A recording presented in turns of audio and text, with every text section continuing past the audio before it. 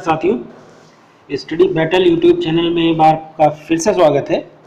तो जैसा कि आपको पता है कि हिंदी के जो सीरीज़ है DElEd third semester UP DElEd third semester के जो हिंदी के क्वेश्चंस हैं वो हम डिस्कस कर रहे हैं, जो पिछले ईयर्स में पूछे गए हैं या पूछे जाने के चांसेस हैं, तो उनको हम डिस्कस कर रहे हैं। ओके, सो आइए उसी सीरीज में हम कुछ और क्वेश्चन डिस्कस करेंगे। जैसा कि पिछले वीडियो में हमने जो वाक्यांश के लिए एक शब्द है वन वर्ड सब्स्टिट्यूशन के बारे में डिस्कस किया था, तो आज हम कुछ लोकोक्तियां और मुहावरों के बीच बारे में डिस्कस करेंगे, जो काफ़ी इंपॉर्टेंट है, आपके एग्जाम में भी आते हैं, जो भी आपके कॉम्पिटेटिव एग्जाम से हिंदी से रिलेटेड उसमें भी, प्लस ये जो डीएलएड का एग्जाम है इसमें तो आते ही आते हैं। ओके, सो नीचे कुछ इंस्ट्रक्शन आपको निर्देश दिया गया है कि लोकोक्तियों में से निम्न प्रश्न लोकोक्तियों से संबंधित है, मैंने पहले भी बता दिया, और निम्नलिखित में से लोकोक्तियों के अर्थ बताने के लिए 4 विकल्प दिए हैं।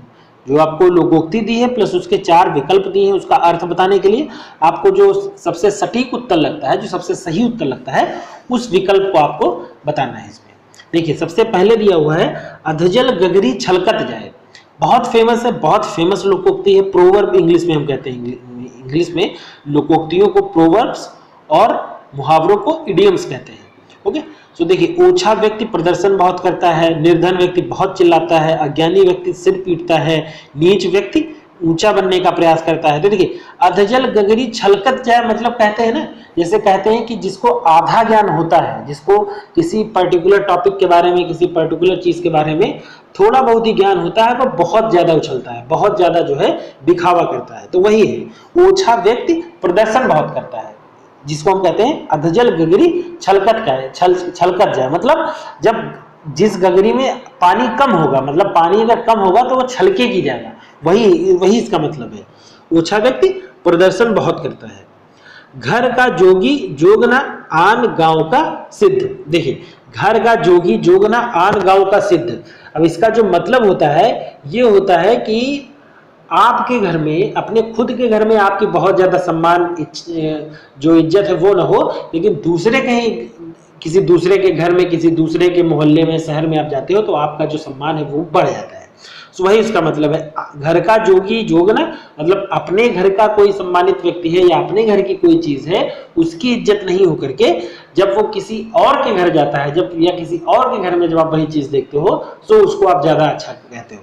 वही तो, यही इसका मतलब है, अपने गांव के घर की अपेक्षा अन्यत्र अधिक सम्मानित। बहुत फेमस है कि मतलब दोनों ओर मुसीबत होना। ओके, नीचे कुछ वाक्य दिए गए हैं, उनके पूरे भाव के लिए एक सही शब्द चुनना है। ठीक है, देखिए वाक्यांश के लिए एक शब्द ही है यहां पर भी।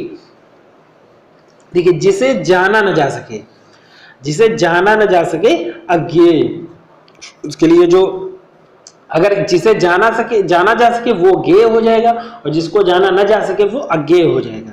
ओके, जिसने देश के साथ विश्वासघात किया हो, तो विश्वासघात, जिसने देश के साथ विश्वासघाती, उसको हम कहते हैं देशद्रोह। ओके, देशद्रोही मतलब देशद्रोह तो होता है विश्वासघात, और विश्वासघात करने वाला या जिसने विश्वासघात किया हो तो वो देशद्रोही हो जाएगा। ओके, गद्य का अर्थ है, मतलब गद्य का अर्थ क्या होता है? गद्य का अर्थ है कहना, कहानी टाइप में होता है गद्य, और पद्य होता है उसको कविता टाइप में होता है। तो गद्य का मतलब होता है कहना। गद्य की विधा कौन सी रही है? देखिए, गद्य की विधा, देखिए गद्य हमने पहले भी बता दिया, जो स्टोरी टाइप से होते हैं, जैसे उपन्यास है, पत्र है, निबंध है, ओके, संस्मरण है, आत्मकथा है, ये सब गद्य की विधा है। लेकिन गद्य की विधा इसमें नहीं है पूछा है, तो देखिए जो कविता है, ओके, वो आपकी गद्य की विधा नहीं है। ओके, कविता जो है वो पद्य की है, पोएट्री की है, गद्य जो है वो प्रोज है, इंग्लिश में उसको प्रोज और पोएट्री कहते हैं। गद्य का प्रयोग दैनिक जीवन, गद्य का प्रयोग किया जाता है। देखिए, गद्य का प्रयोग आप बोलचाल में भी करते हो, हम बोलचाल में जैसे हम डिस्कस कर रहे हैं तो हम प्रोज ही तो कह रहे हैं, मतलब गद्य ही तो बोल रहे हैं। दैनिक व्यवहार में भी आप गद्य में ही बात करते हो। परस्पर विचाराभिव्यक्ति, जब आप अपने विचार किसी दूसरे से व्यक्त करते हो तब भी आप गद्य में ही बात करते हो। ओके, सो उपर्युक्त सभी में। रचना का अर्थ क्या होता है? रचना का अर्थ होता है क्रमबद्ध करके प्रस्तुत करना।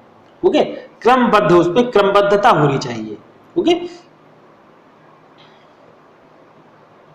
नेक्स्ट कह रहा है मूल्यांकन की दृष्टि से प्रश्नों के प्रकार कितने हो सकते हैं?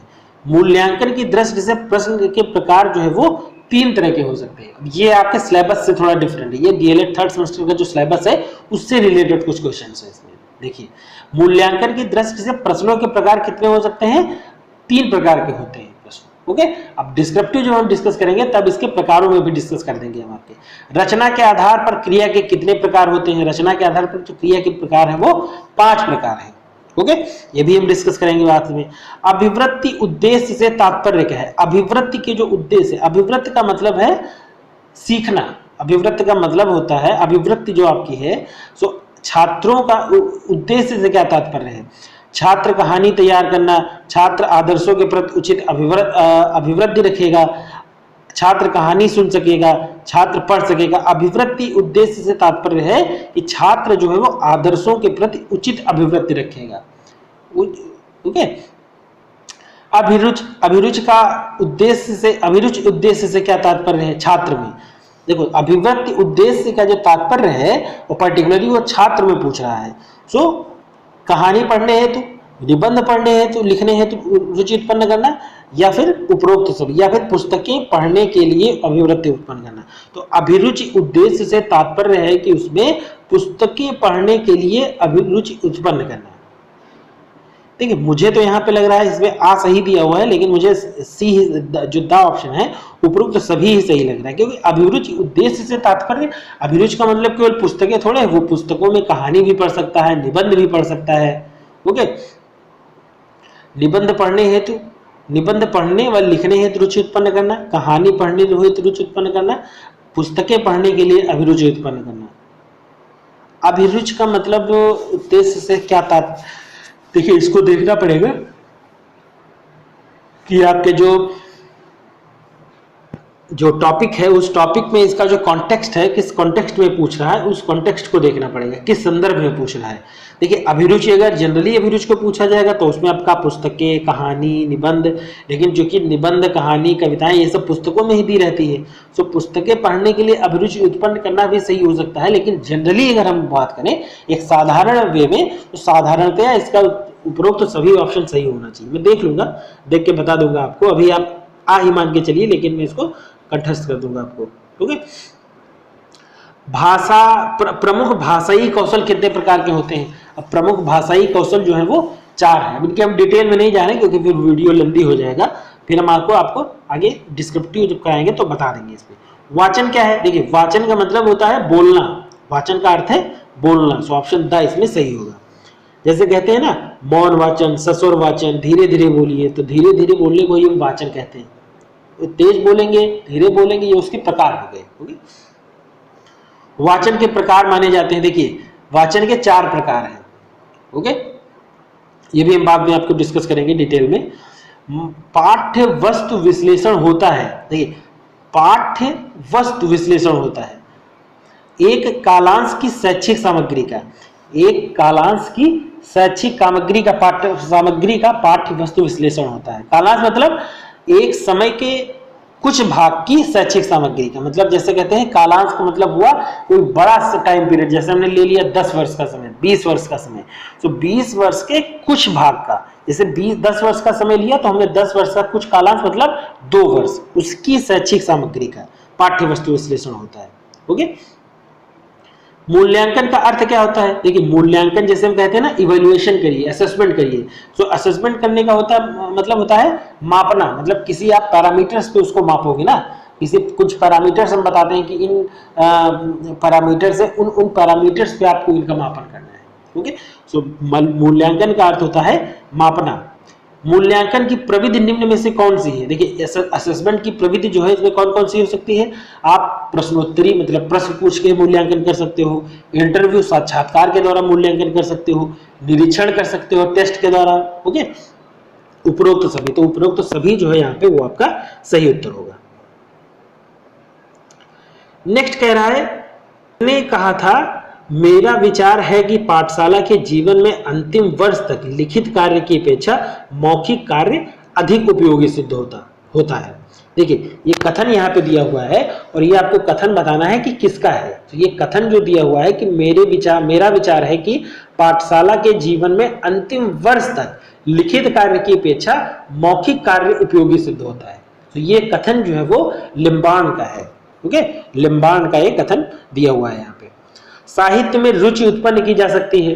जो लिटरेचर है उसमें हम रुचि किस प्रकार उत्पन्न कर सकते हैं? वाद विवाद प्रतियोगिता द्वारा, कविता दरबार आयोजित करके, अंत्याक्षरी प्रतियोगिता के द्वारा, या उपरोक्त सभी। तो अब उपरोक्त सभी कोई भी अंत्याक्षरी प्रतियोगिता करा सकते हो, आप डिबेट करा सकते हो वाद विवाद प्रतियोगिता द्वारा, या कवि दरबार आयोजित करा करके। तो चारों आपके, तीनों आपके सही, तीनों जो है वो सही विधियां हैं। तो उपरोक्त सभी जो दा है ऑप्शन वो आपका सही होगा। जो लिखित अभिव्यक्ति है उसका उद्देश्य क्या है? जैसे हम जो लिख कर जो अभिव्यक्तियां प्रकट करते हैं उसको हम लिखित अभिव्यक्ति कहते हैं।